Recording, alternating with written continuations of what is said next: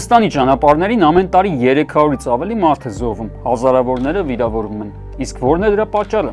Ողջույն, ես Արմեն Աթալյանն եմ։ Նիկոլ Փաշինյանն օրերս հայտարարեց, որ ճանապարհատրանսպորտային պատահարների պատճառը կեղծ վկայականներն են։ Կոպիտ ասած մարդիկ քշել չգիտեն։ Բայց վիճակագրությունը ցույց է տալիս, որ վթարների գերակշիռ հատվածը տեղի է ունենում արագության գերազանցման, հանդիպակաց գոտի դուրս գալու եւ այլ կոպիտ խախտումների հետևանքով, որոնք գիտեն բոլորը։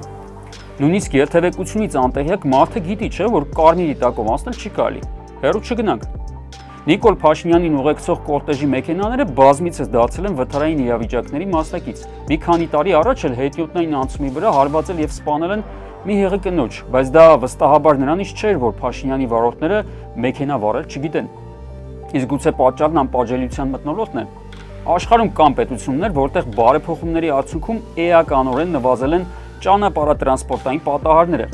Նախ դրանցում ներդրվել են ճանապարհատրանսպորտային կանոնների խախտումները կանխող համակարգեր, խստացվել է վարորդների բալային համակարգը, հենց այն, որը Հայաստանում այդպես էլ չի գործում։ Ճանապարհային ենթակառուցվածքներն են էականորեն բարելավվել, տեսել են, որ այսինչ ճանապարհահատվածում տարին 10 մահ է գրանցվում։ Հասկացել են, որ պետք է փոխել գծանշումը կամ լուսավորությունը, կամ էլ երթևեկության տրամաբանությունն այդ հատվածում։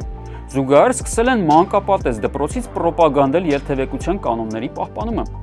Այսինքն այս գործում հաջողածներից ոչ ոք մեր կառավարության ղեկավարի պես սեփական պատասխանատվությունը չի բարթել ժողովրդի վրա։ Փորձեք հիշել սա։